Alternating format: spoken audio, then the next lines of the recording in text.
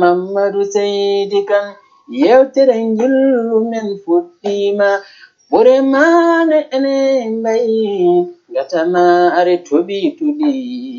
gije maje en no wayno yermano waaderen Ceerno Mamadou Seydi Kane yewtere njillu fuɗɗi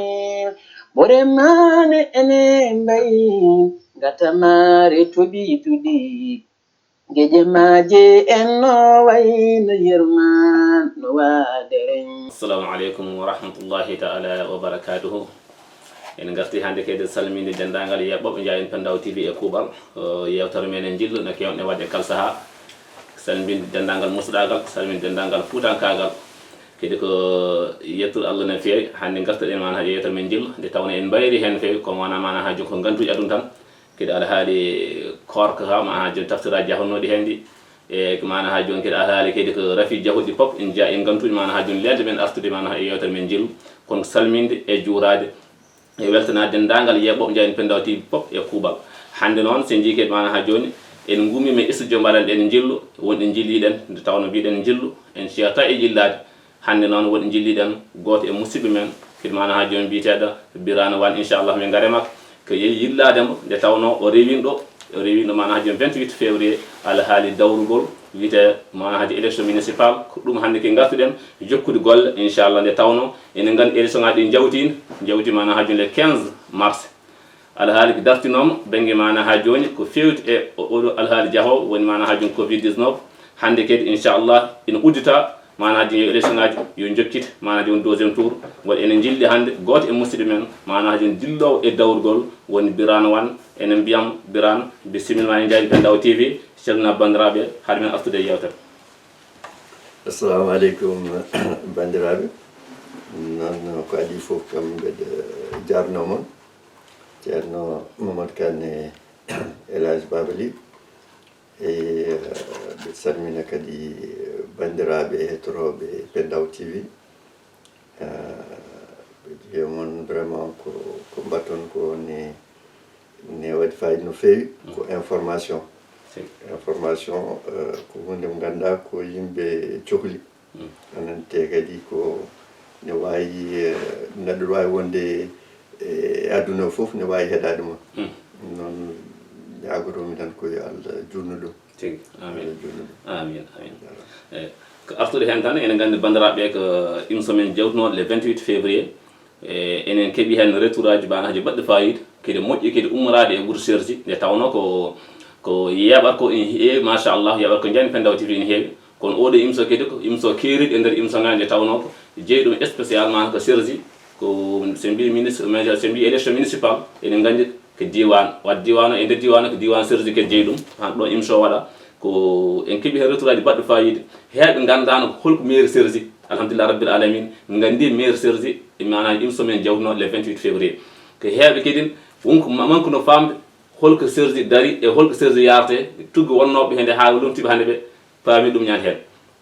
ɗum noon wonno ko voté élection municipal wonno hande noon e gaari e deuxiéme tour tardin ɗum kadi ko tardin ko aduna nde tawno ko covid 19 hande tardin ko heewi aduna wadde ɗum kadi tardin mana ha joni ko deuxiéme tour o hande noon en garti e deuxiéme tour Birame jiɗɗo namnadem ko deuxiéme tour hol yaaɓe deuxiéme tour ɓe banggue gauche enen gandi sen mbi noon politique France waɗi gauche et droite yaha arta fof gartoton ke gauche et droite ɗum woni politique France hande sen mbi élection municipal ɗo e sergi hande Birane min namtoma ko deuxiéme tour ko hol yaaɓe deuxiéme tour e holno ko deuxiéme tour o yarata laɓinaɗo ɗum jani Pendaw TV. On gandi premier tour o ne waɗno liste uji kewɗi ɓurno hewde hen ni ko liste uji gauche nde wonno wuuro ngo ko wuuro de gauche wiyete ko yimɓe gauche ɓuuri hen hewde joni noon premier tour o nak ɓe nanodira no fewi hakkude mabɓe e maire o ɗum tagui liste uji gauche ɗi keewi premier tour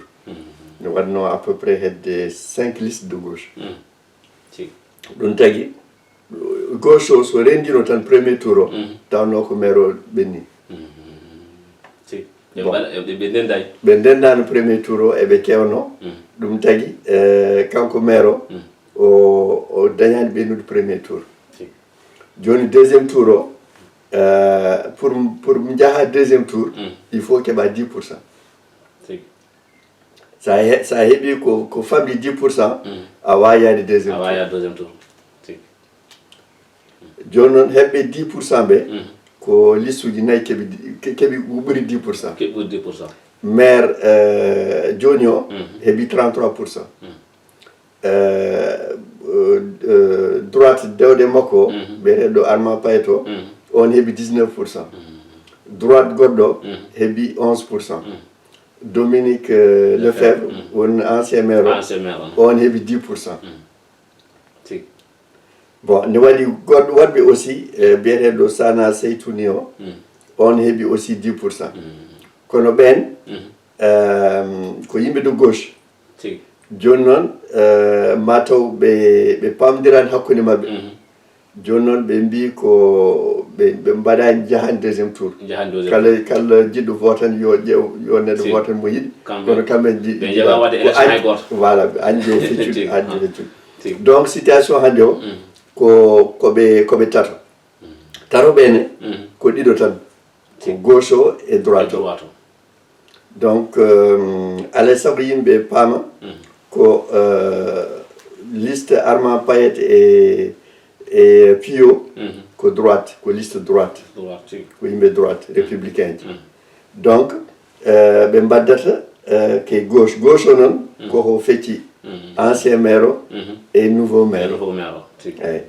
donc ɗum woni situation ɓe mbaddani alliance o ɗum tagui waɗi liste uji tawi kono dal yimɓe yo paam tan tan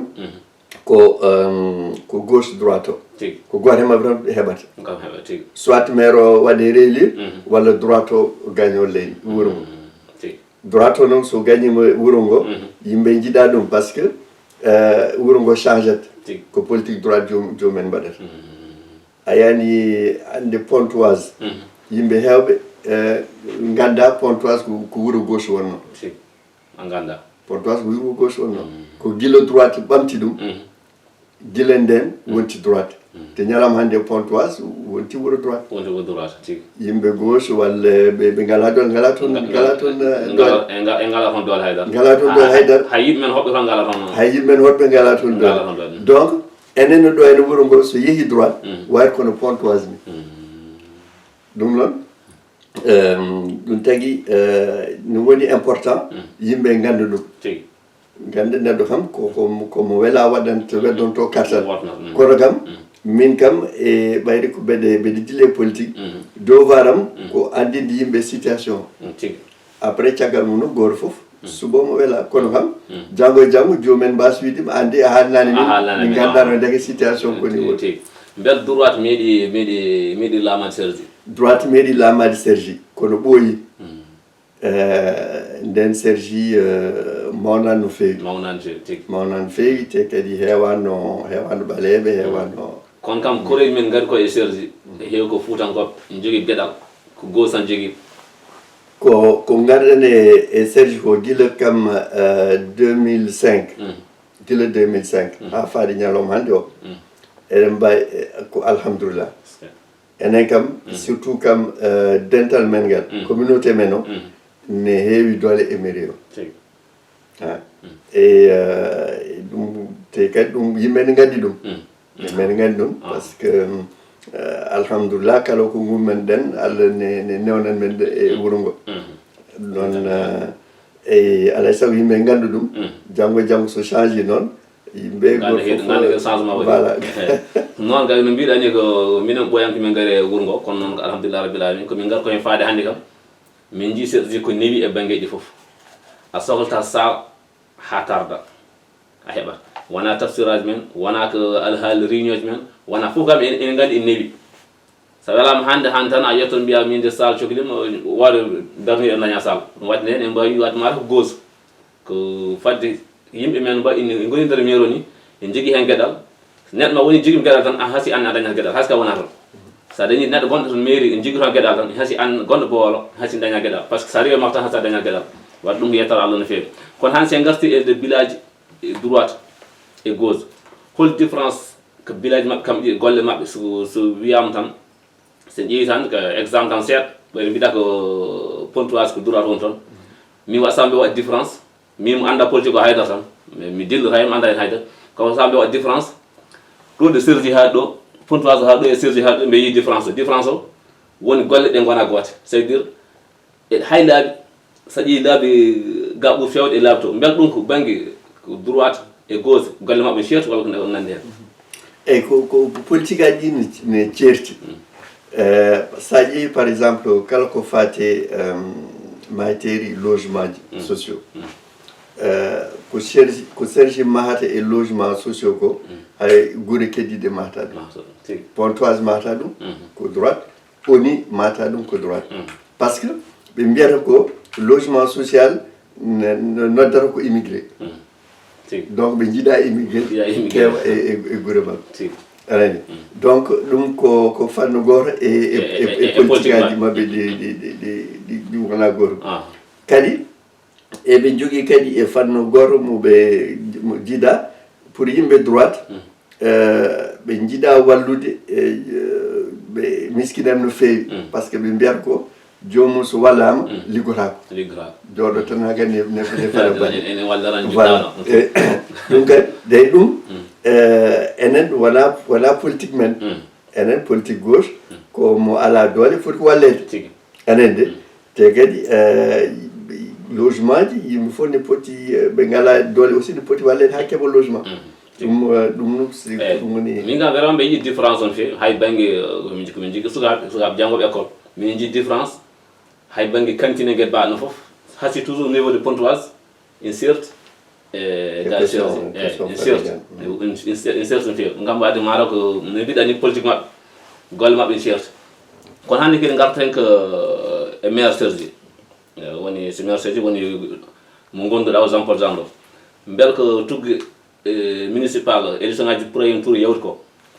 faade hannde gonɗe ɗo fode woni lebbi tati walla lebbi nayyi alhaali covid 19 o beele cikkiɗa ene mbawi dañde yakar juste tan pour covid 19 kanko omo wawi dañde hen doole woni omo wawi dañde hen doole beele wonko golli hen ha yimɓe jii ganda kam oɗo minde kam oɗo vraiment ko covid 19 ari ko hayso komo wondani makko ma wonde makko beele yiyama e nder ɗiɗo lebbi tati o lebbi nayyi eyyi o darima hen no feewi eɗen mbawi tan limtude hen gueɗe ɗiɗi ɗe o waɗi gueɗe ɗiɗɗe ɓe mbaɗi recensé kala famille aji joguinoɓe sukaɓe yahoɓe école taw jomumen caution familial men ne famɗi woni ko ɓe joɓata cantine no feewi walla ko seeɗa joɓata oyi ɓeɗon joni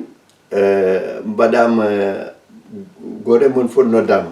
min e hoorem kalowo mi waɗi téléphone liste uji joguinomi ɗiɗon famille aji pour jomumen garana chèque uji service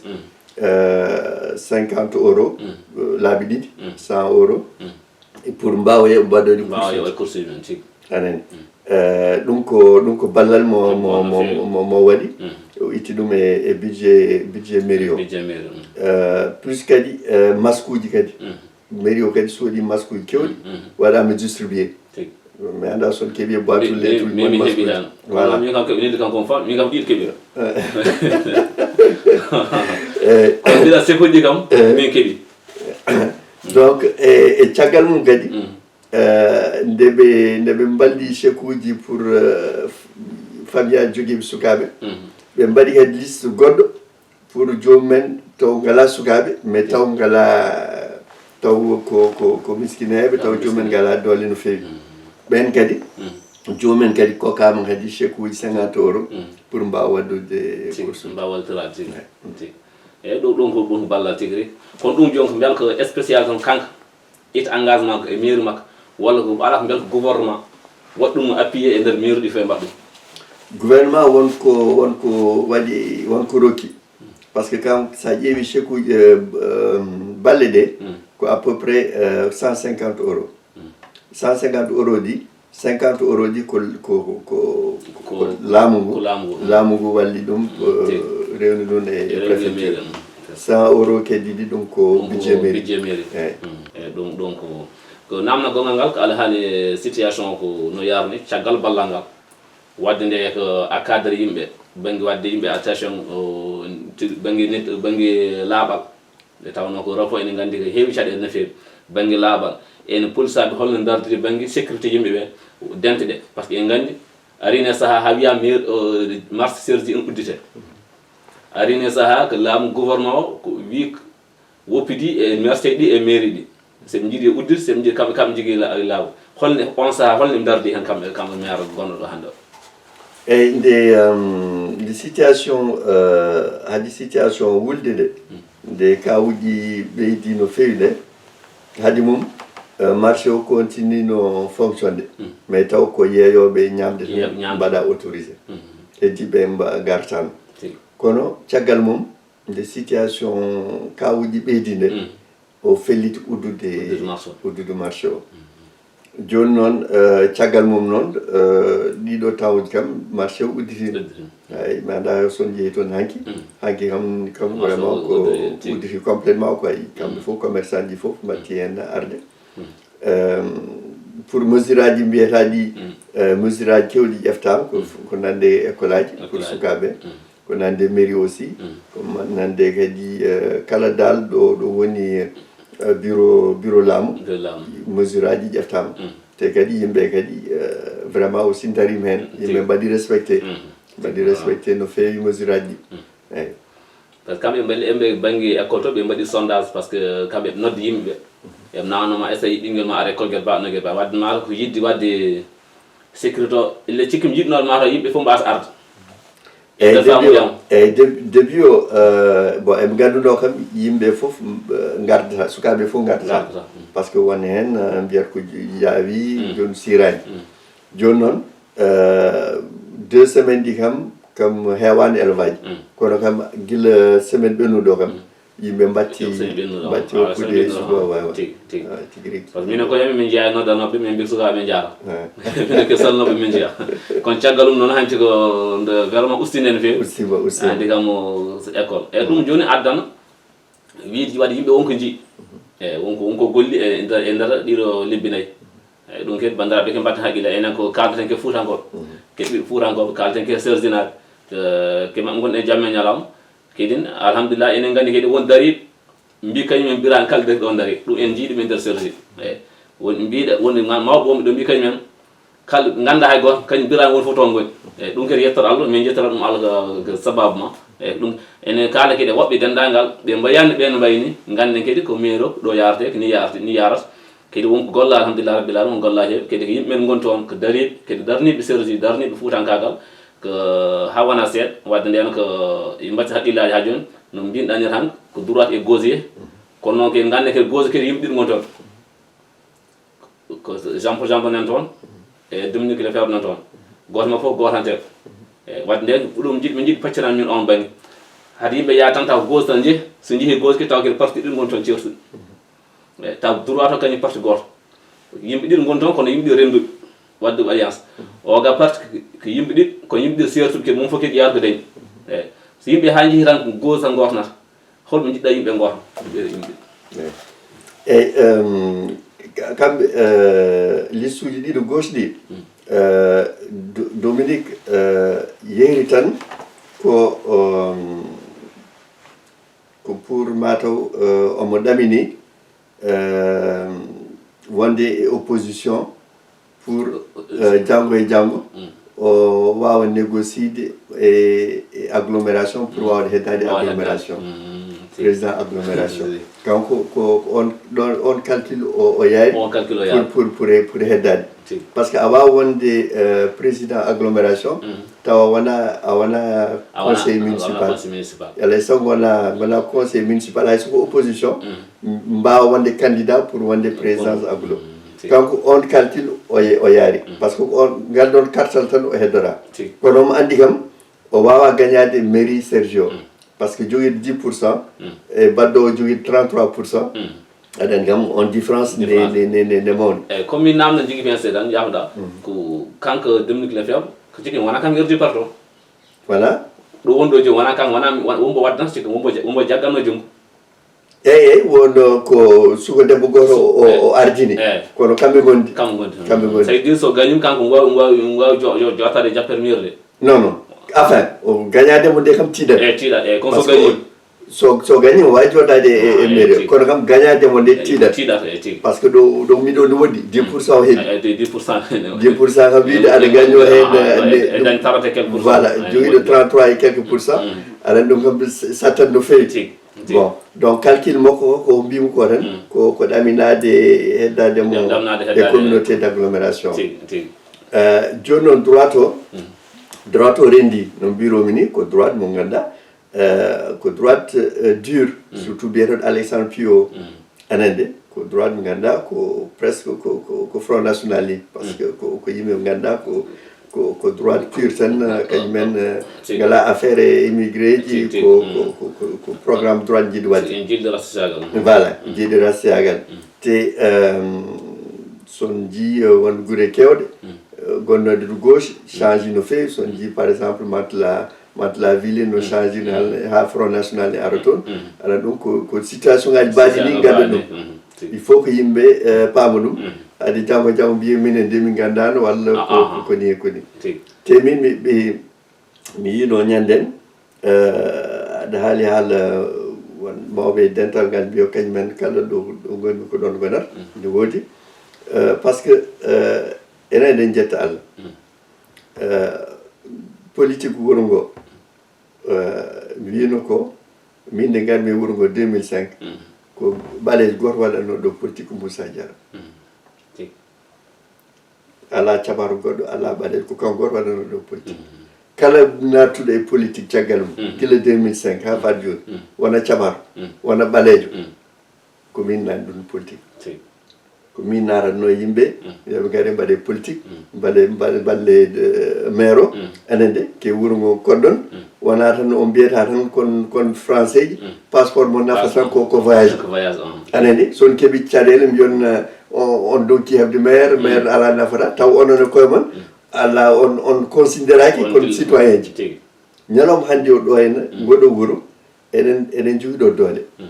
eɗen safalɓe immigré eɗen jogiɗo doole kono yimɓe ne mbaɗi négligé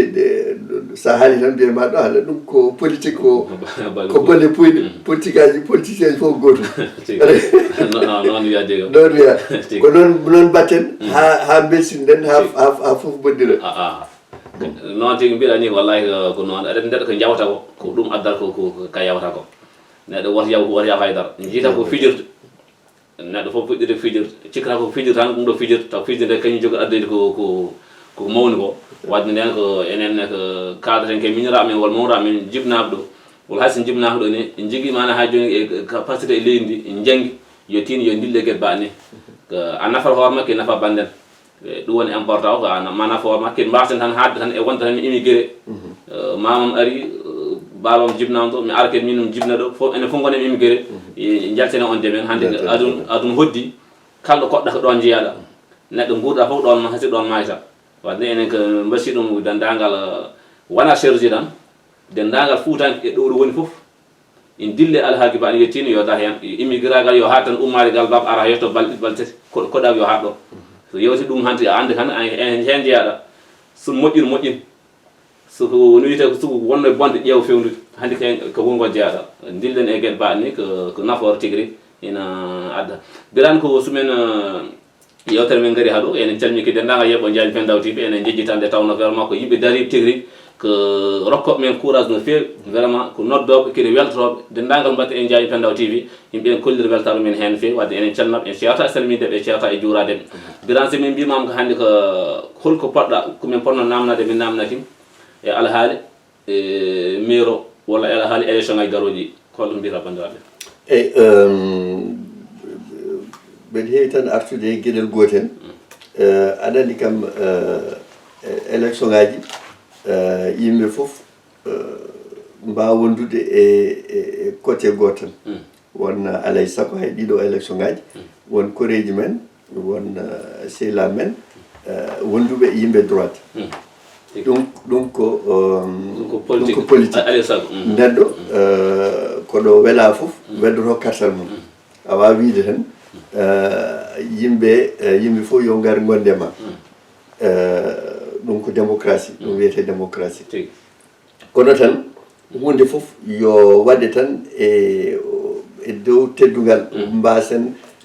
ganden ko ɗum ko politique ayani joni bani Israël en kamɓe eɓene parti ji fof kono so taw intérêt ji mabɓe ronti tan kam fof ɓe dendat nokku goto enen noon ko ɗum poɗɗen wadde en potani tan c'est pas par tan en jiidani tan candidat tan kankadi laabi men ceerti en jadirta en pewjitta arede hay so en jiida ɗum ɗo so taw kam intérêt ji men kam so taw ko janggo intérêt ji men enen poti rendude anande mbaɗen défendre intérêt ji men kono wona tan wiide ala Mamadou Kane kañum ko probléme aji mum tan toppiri anande donc minenne mbeɗa ƴeewoya voilà ko ɗum voilà ko erago wanga fawi tigui ko andi bandiraɓe tan ko hayso ken jiidani parte ko enen ndendi yidde nde ko enen ndendi wuuro ngo ko enen ndendi enɗam ɗam hayso ken jiidani parte wonde men droite e wonde men gauche fof hatta kam kala ko dañƴeno ko enen ndendi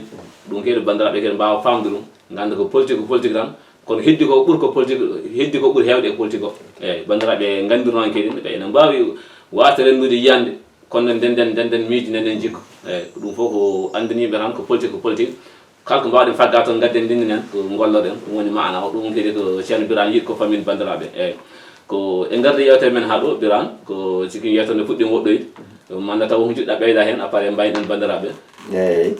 kañum ko vraiment ko jarnade mon no fewi par ce que no mbiruɗa ni nde mbaɗɗen première émission premier tour nde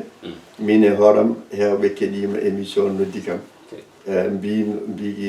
kañumen paamano ndeke politique sérgio yimɓe ɓuuro ngo no yaari vraiment mbimi eyyi ko noon et puis vraiment ɗum ko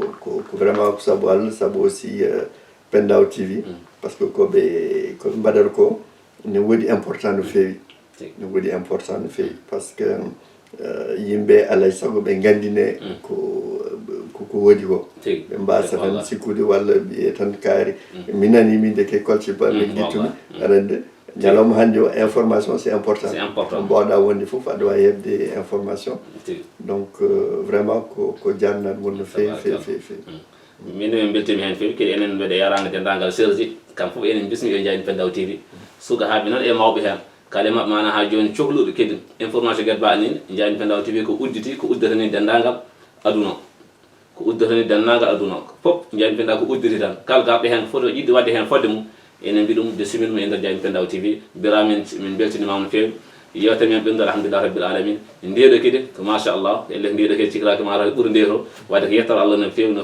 ko salmi en jejjita noon mana ha joni ɓeyde ko émission ɗo e sergi waɗa kadi en mbawa yejjide mana haji ɓeyɗe no sergi mbasen limtude hayso woni mawɓe seeɗa e sergi enen calmini men juuroɗemen gardugol ceerno Ahmadou Bocar Sy wonde ceerno Mahamadou An enen calmini ɓe dendagal seeɗa wonɓe wuuro ngo tan kam foof enen mana haji cooma ille mabɓe e nder ɓeeɗo ɗiɗo enen calmini dendagal sergi e kuuɓal sukaɓe hen e mawɓe hen rewɓe hen e worɓe hen enen gandi heɓ mana sergi alhamdulillah rabbil alamin ina ɓesni en mbi kadi enen mbedde erang yo tinni e jaggan Birane e banggue politique o en so jaggini Birane ko hoore mum jaggani kedi jagganɗa ko ɓiɓɓe Fuutankoɓe wadde en garde yewtere men ɗo en calmini dendagal jayni Pendaw TV e kuuɓal ko hande ko yewtere men e jillo ko ɗo yilli e mana haji musidɗo men Birane won alhaali dawrugol ko salminde moon e juurade moon yidɓe inchallah ha saaha goɗɗo min garto hen haala assalamu aleykum wa rahmatullahi taala wa barakatuh yewtere jillu woni Mamadou Seydi Kane alhamdulillahi jom gotagu penjo migi geno bajjo jom jayge ɗum darotoɓe ko bonaji yewtere jillu fuɗɗima alhamdulillahi gotagu penjo migi geno bajjo jom jayge ɗum darotoɓe ko bonaji jom